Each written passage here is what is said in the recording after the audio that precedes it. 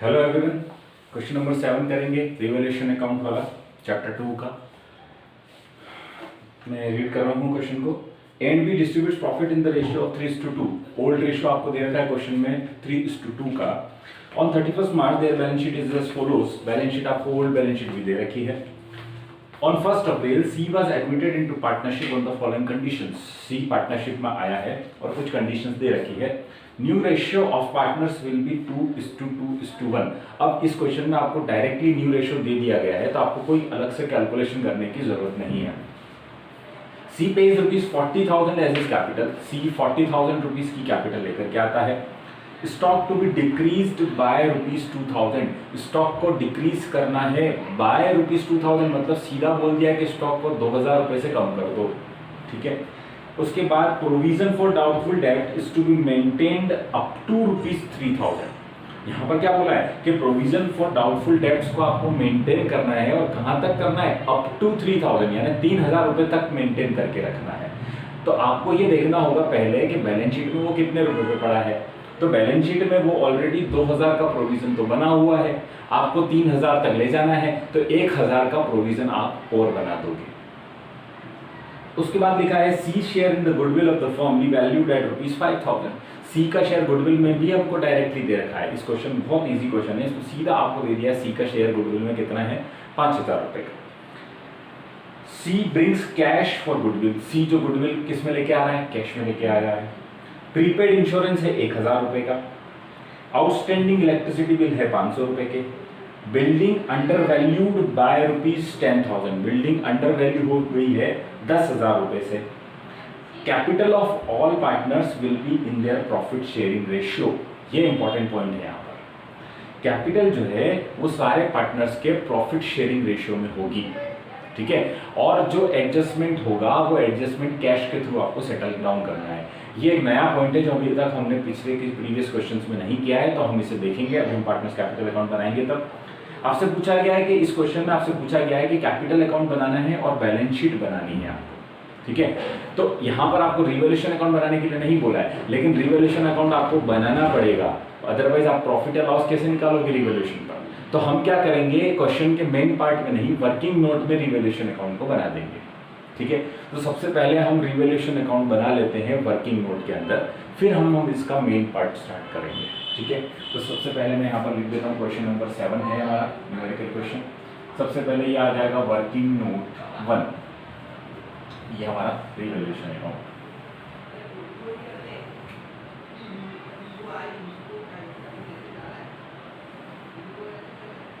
Revaluation account. ठीक है, चलिए स्टार्ट करते हैं रिवैल्यूएशन अकाउंट को। सबसे पहले जो इंफॉर्मेशन हमको दे रखी है क्वेश्चन नंबर 7 के अंदर, वो ये दे रखी है कि stock to be decreased by ₹2,000। Stock को कितने रुपए से डिक्रीज कर दिया गया है? 2,000 रुपए से डिक्रीज कर दिया गया है। तो स्टॉक एक एसेट है और एसेट में डिक्रीज होता है, तो आप डेबिट साइड में लिखने वाले हो। पहले मैं इसका फॉर्मेट प्रॉपर बना देता हूँ। Particulars amount, particulars and again amount. ठीक है। ये हमारा साइड हो गया डेबिट, ये हमारी साइड हो गई क्रेडिट। अब यहाँ लिखेंगे टू स्टॉक 2,000। ठीक। नेक्स्ट जो एडजस्टमेंट क्या दे रखा है? नेक्स्ट एडजस्टमेंट दे रखा है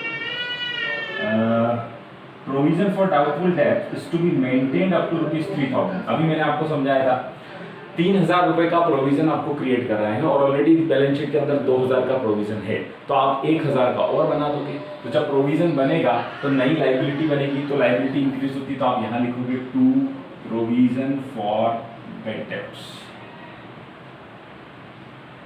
या आप 1,000 रुपए का नया प्रोविजन क्रिएट कर। उसके बाद आपसे क्वेश्चन में बोला गया है कि प्रीपेड इंश्योरेंस दे रखा है, तो आप यहाँ पर ले लो by prepaid insurance. Prepaid insurance को इस साइड में क्यों लिया? प्रीपेड एक तरह से करंट असेट्स होती है, और असेट्स इंक्रीज हो रही है, तो आपको इस साइड में लिखना होगा prepaid insurance 1,000। Outstanding electricity bill है। आउटस्टैंडिंग एक्सपेंस एक लायबिलिटी होता है, तो लायबिलिटी इंक्रीज होती है, तो आप डेबिट साइड में लिखोगे इधर टू आउटस्टैंडिंग इलेक्ट्रिसिटी बिल ठीक है। नेक्स्ट जो है building under valued bye ₹10,000। Building को अंडर वैल्यू किया गया है, मतलब बिल्डिंग थी तो ज्यादा वैल्यू पर, लेकिन किया किस वैल्यू पे, कम वैल्यू पे किया है। 10,000 से उसकी वैल्यू कम कर ली, तो अब बढ़ा दो, है ना। तो बढ़ाएंगे तो असेट्स बढ़ेगी, इस साइड में लिखेंगे बाय बिल्डिंग 10,000। ठीक, अब हम इसका प्रॉफिट या लॉस कैलकुलेट करेंगे। तो हम प्रॉफिट, यहाँ पर प्रॉफिट ही आ रहा है इस क्वेश्चन में, तो हम profit transferred to A capital account B capital account. ठीक है, हमारे क्वेश्चन में ओल्ड रेशियो दे रखा है हमको 3:2 का। ठीक है, तो हम इसे 3:2 के रेशियो में डिस्ट्रीब्यूट कर देंगे। तो मैं डायरेक्टली लिख रहा हूँ प्रॉफिट यहाँ पर 4,500 और 3,000। ठीक है, टोटल 7,500 का प्रॉफिट आएगा। ये हो गया 10,000, इधर हो जाएगा 10,000। ठीक है, ये हमारा रिवैल्यूएशन अकाउंट है। तो आप वीडियो को पॉज करके इस रिवैल्यूएशन अकाउंट को नोट डाउन कर देना। ठीक है, अब हम इसी बेसिस पे आगे चलते हैं, पार्टनर्स कैपिटल अकाउंट क्रिएट करते हैं, बनाते हैं, जो हमारा मेन पार्ट है। ये हमारा वर्किंग नोट था। ठीक है, अब हमारा मेन पार्ट है जो हमारा सॉल्यूशन है, उसके बारे में चलते हैं।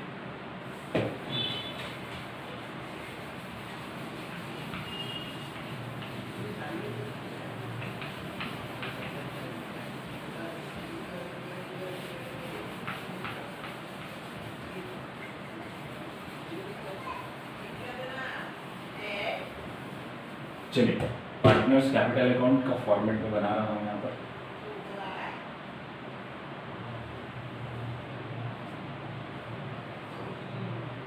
तीन पार्टनर्स है तो 3 कॉलम खुलेंगे दोनों साइड, डेबिट में भी और क्रेडिट में भी।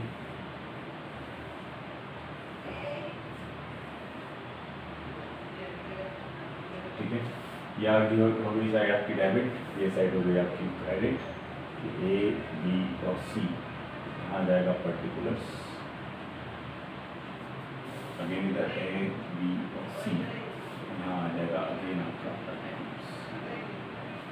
ऊपर आप लिख दोगे पार्टनर्स कैपिटल। ठीक, चलिए स्टार्ट करते हैं।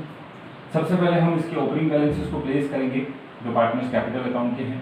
तो ओपनिंग बैलेंस 90,000 एंड 40,000 लिखे हुए हैं दोनों पुराने पार्टनर्स के। तो बाय बैलेंस BD 90,000 ए का एंड 40,000।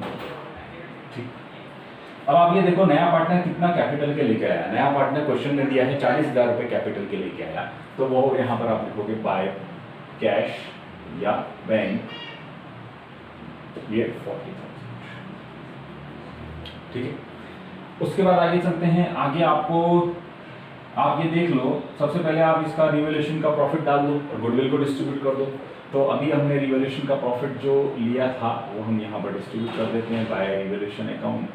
ये ए का 4,500, 4,500 और ये बी का 3,000। गुडविल में सी का शेयर 5,000 ऑलरेडी दे रखा है, वो 5,000 इनके सैक्रिफाइसिंग रेशियो में आपको डिस्ट्रीब्यूट करना पड़ेगा। ठीक है, तो क्वेश्चन में सैक्रिफाइसिंग रेशियो हमको नहीं दिया है, तो मैं यहाँ पर वर्किंग नोट 2 बना देता हूँ और आपका सैक्रिफाइसिंग रेशियो में यहाँ पर कैलकुलेट कर देता हूँ। तो सैक्रिफाइसिंग रेशियो हम यहाँ पर कैलकुलेट कर लेते हैं। सैक्रिफाइसिंग रेशियो ए का पहले था शेयर 3/5 और न्यू शेयर है उसका 2:1 यानी 2/5 हो गया, ये 2/5 हो गया, तो कितना बचा 1/5। बी का पहले शेयर था 2/5 और बाद में भी शेयर कितना हो गया 2/5, तो अब इसका 0 हो गया। मतलब ये इसमें तो कोई सेक्रीफाइस किया ही नहीं, तो ये पूरी की पूरी गुडविल किसको मिल जाएगी, ए को मिल जाएगी। ठीक है, तो यहाँ पर बाय गुडविल पूरा के पूरा 5,000 ए को चलेगा। ठीक, आगे चलते हैं। वर्कमैन कंपनसेशन रिजर्व बना हुआ है बैलेंस शीट के अंदर। वर्कमैन कंपनसेशन रिजर्व बना हुआ है बैलेंस शीट के अंदर और कोई इंफॉर्मेशन नहीं दे रखी है कि उसके अगेंस्ट में कुछ लायबिलिटी है या नहीं है। अगर ऐसा कोई इन्फॉर्मेशन नहीं दे रखा होता है तो पूरा वर्कमैन कंपेंसेशन रिजर्व बट जाएगा ओल्ड पार्टनर्स में ओल्ड रेशियो में। तो हम यहाँ पर बाय वर्कमैन कंपेंसेशन रिजर्व बांट देंगे। 10,000 था, 3:2 में बटेगा तो 6,000 और 4,000 आ जाएगा। 6,000 और 4,000 ये हमारा रिजर्व है। अब हम देख लेते हैं क्या इसके अलावा और कोई रिजर्व पड़ा है क्या बैलेंस शीट के अंदर। यस, इसके अलावा एक 15,000 का रिजर्व फंड भी पड़ा है। ये भी रिजर्व्स क्या होगा, ओल्ड पार्टनर्स में ओल्ड रेशियो में डिस्ट्रीब्यूट हो जाएगा। तो हम यहाँ पर बाय रिजर्व फंड कर देते हैं। ठीक है, अगेन इसको भी आप उसी रेशियो में बांट दोगे 3:2 में, तो ये आ जाएगा 9,000 एंड 6,000। 9,000 एंड 6,000। ठीक, अब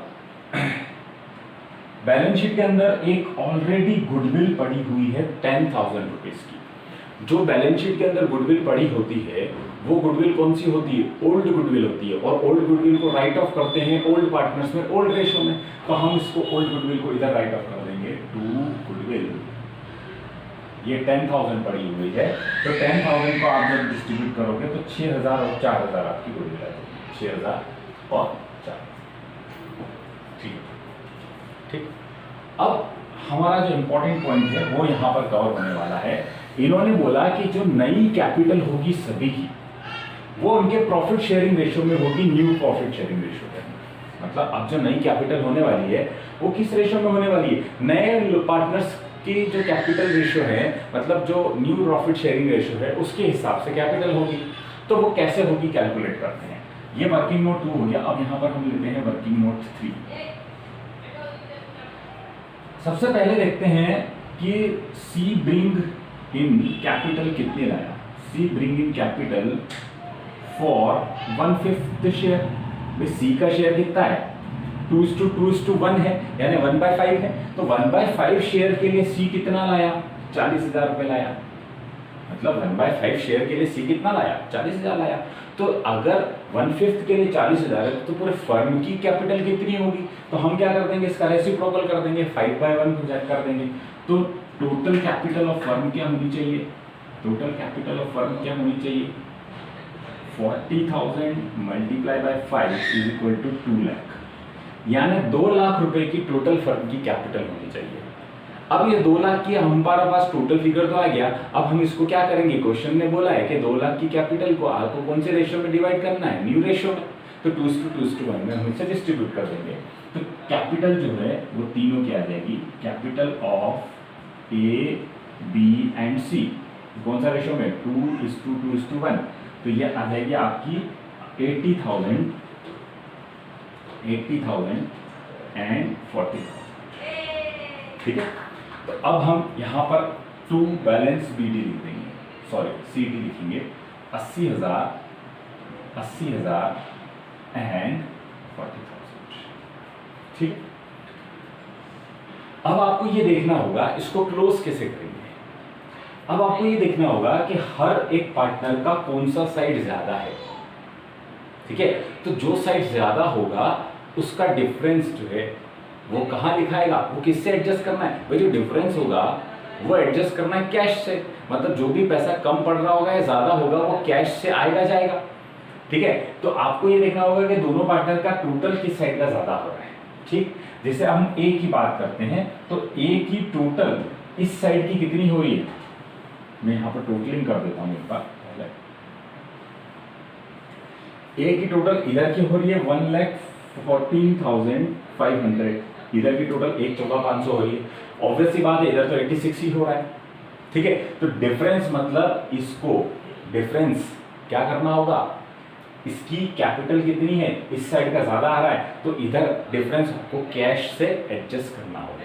ठीक है, तो हम यहाँ पर मैंने यहाँ पर जगह छोड़ी थी तो मैं यहाँ पर लिखूंगा टू कैश और ब्रैकेट में लिख दूंगा बैलेंसिंग फिगर। तो 1,14,500 में से 86 माइनस करूंगा तो मैं 28,500 इसका आ जाएगा, 28,500 इसका डिफरेंस आ जाएगा। ठीक, अब बी की बात करते हैं। तो अब यहाँ पे टोटल में सेम कर देता हूँ, पहले 1,14,500। अब बी की बात करते हैं। बी के इधर हो रहे हैं ये तो कुछ 50,53,000 ही हो रहे हैं और यहाँ तो 84,000 है। तो ऑब्वियस बात है इधर की कैपिटल ज़्यादा है तो 84,000 यहाँ लिख लिया। तो डिफरेंस आपको उधर लिखना होगा, तो डिफरेंस हम यहाँ लिखते हैं बाय कैश और ब्रैकेट में लिख देंगे हम बैलेंसिंग फिगर। ठीक है, बैलेंसिंग फिगर इसका आ जाएगा 31,000 डिफरेंस। ठीक है, तो इसकी टोटल भी कितनी आ गई 84। सी का तो कोई लफड़ा ही नहीं है, इधर भी 40 इधर भी 40, तो यहाँ पर आपको कुछ करना ही नहीं है, इधर भी 40,000 इधर भी 40,000। ठीक है, तो ये केस हुआ एडजस्टमेंट ऑफ कैपिटल का केस, कि नए पार्टनर की जो कैपिटल है उस रेशियो में न्यू प्रॉफिट शेयरिंग रेशियो के हिसाब से ही आपको कैपिटल को एडजस्ट करना है। ठीक है, तो ये वाला जो एडजस्टमेंट वाला पार्ट है, जो सीबीएसई में तो इस बार डिलीट कर दिया है उन्होंने, पर आरबीएसई में अभी तक कुछ क्लियर नहीं हुआ कि डिलीट हुआ है या नहीं हुआ है। फिर भी अपन ने इसको कवर कर लिया है कि वैसे भी फ्यूचर के लिए भी आपके लिए अच्छा है, आपको एडजस्टमेंट आना चाहिए। ठीक है, तो अभी हमने आपको पूरा सॉल्व करके बता दिया कि कैसे कैपिटल को भी एडजस्ट किया जाता है। ये नया पॉइंट था इस क्वेश्चन के अंदर। ठीक है, तो इस बेसिस पे अब मैं उम्मीद करता हूँ कि आप बैलेंस शीट इसकी खुद बनाओगे। ठीक है, अगर आपको कोई डाउट आता है तो आप मुझे नीचे रिमार्क में लिख सकते हैं, या मुझे मेल कर सकते हैं, या मुझे व्हाट्सएप कर सकते हैं, तो मैं आपको इसका सोल्यूशन भी भेज दूँगा। ठीक है, तो फ्रेंड्स, आपको हमारा वीडियो पसंद आया, वीडियो को लाइक करें, प्लस हमारे चैनल को सब्सक्राइब करें।